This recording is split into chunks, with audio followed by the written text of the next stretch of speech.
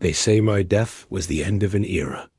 The tragic, sudden loss of Marcus Holloway, patriarch of a sprawling empire. They were wrong. My death wasn't the end. It was the beginning. It was the spark that lit the fuse on a time bomb I had set years ago, designed to reveal the rot hiding beneath the gilded surface of my own family. You see, when a king falls, the true nature of his heirs is revealed, and I was about to watch the show from the best seat in the house. The news of my passing hit the world like a shockwave, but no one felt the aftershocks more than my wife, Eleonora. A woman of grace and quiet strength, she was suddenly adrift in a sea of grief, surrounded by her 3 daughters. Serafina, the eldest, cold and calculating.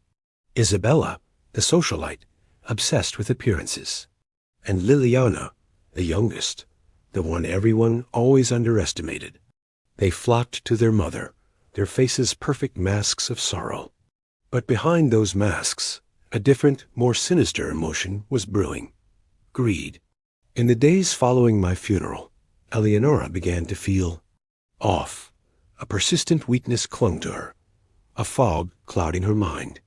She felt disoriented, her grief amplified into a state of near paralysis. Her doctor had prescribed a mild sedative to help her through the initial shock, but this felt different. This felt like her very essence was being drained away. One evening, her hand trembled so violently that her pill bottle slipped and shattered on the marble floor. As she knelt to clean the mess, she noticed something strange. The capsules weren't uniform. Some were slightly discolored, their contents finer than the others. A chill, colder than any grief, ran down her spine. Someone was tampering with her medication. Her mind raced. Who would do this? Who could even get close enough? The staff were loyal, having served us for decades. The circle of trust was small, horrifyingly small. It led her to a conclusion so monstrous she could barely entertain it. Her daughters. With me gone and Eleonora declared mentally unfit, the Holloway fortune, my entire life's work, would be split between them. The thought was a dagger to her heart.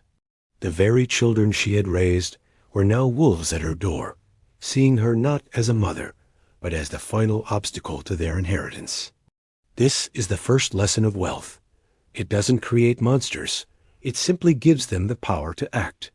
Greed had found a fertile ground in the hearts of my daughters, and it was choking the life out of our family. But the wolves in my house had miscalculated. They had underestimated their quiet, grieving mother, and they had certainly underestimated their quiet, observant youngest sister. Liliana, often dismissed as the sensitive one, had noticed the subtle changes in her mother too. She saw the vacant look in her eyes, the tremor in her hands, and she saw the smug, knowing glances exchanged between Serafina and Isabella when they thought no one was watching. Liliana wasn't just sensitive, she was clever, and she decided it was time to play her own game. One afternoon, she approached her sisters in the library, her face a picture of concern. She spoke of her worries for their mother, her voice trembling just enough to be convincing. Serafina and Isabella, arrogant in their deception, took the bait. They saw her not as a threat, but as a pawn to be placated. "Mother is just grieving, Lily," Serafina said dismissively. "She's not as strong as she used to be," Isabella added. "It's for the best if we start taking over." For her own good, of course. But as they spoke, a small, hidden device on Liliana's phone was recording every single venomous word. The confession was clear, cold, and irrefutable. They were systematically weakening their own mother for money. If you believe the truth should always come to light, hit that like button and subscribe for more stories of betrayal unmasked. Now, a hero would have taken this recording straight to the authorities, or at the very least to Eleonora. A hero would have sought justice. Liliana was no hero. That night, she called a private meeting with Serafina and Isabella. She didn't raise her voice. She simply played the recording. The color drained from their faces as they heard their own voices plotting their mother's downfall. Panic turned to rage, then to fear. And that's when Liliana laid out her terms. It wasn't about saving their mother. It was about power. She demanded they sign over their entire shares of the inheritance to her. In exchange, the recording would disappear forever. Blackmail. Pure and simple. My youngest daughter, the one I thought was different, had proven to be the most ruthless of them all. She used the truth not as a shield for the innocent, but as a sword to carve out her own kingdom from the ruins. And all this time, I watched. You see, I wasn't in a coffin 6 feet under. I was in a secure location miles away, watching every moment unfold on a network of hidden cameras I'd installed years ago. I never had a heart attack. I faked my own death. Why? Because I had to know. I had built an empire, but I sensed a rot in its foundation my own children. I saw their insatiable hunger for more, their casual cruelty, their lack of character. I had to put them to the ultimate test.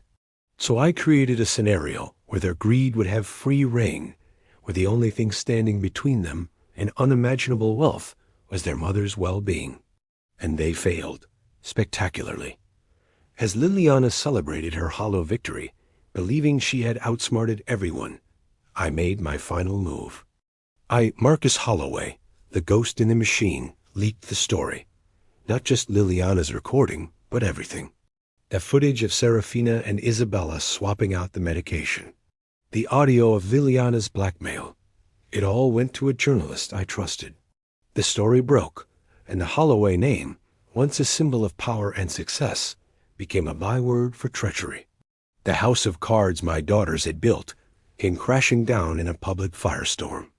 Serafina and Isabella were arrested, their faces plastered across the news, their crime of attempted harm against their mother laid bare.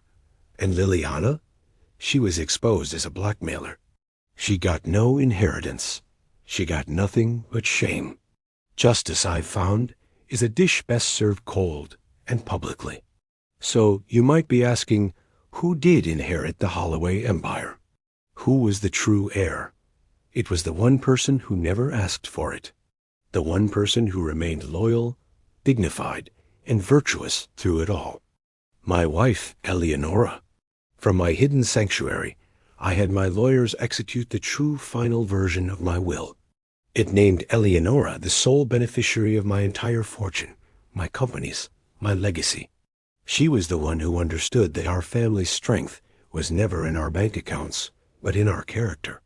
She was the queen who stood tall, while the princesses groveled in the mud of their own making. My daughters lost everything. Their freedom, their reputation, their family. They learned the hard way that wealth gained through deceit turns to ash in your hands. Eleonora, on the other hand, rose from the ashes stronger than ever. She took the reins of the empire with a grace and wisdom that I always knew she possessed. She proved that true power isn't taken. It's earned through integrity. The Holloway Empire was never about buildings. It was about the foundation of family, and ours had crumbled. I sacrificed my name, my public life, to expose the truth. Was it worth it? To see justice served and integrity rewarded? Absolutely. I may be a ghost to the world, but I can rest now, knowing my legacy is in the right hands. For more tailies where justice finds its way, share this video and subscribe. The truth is always worth the wait.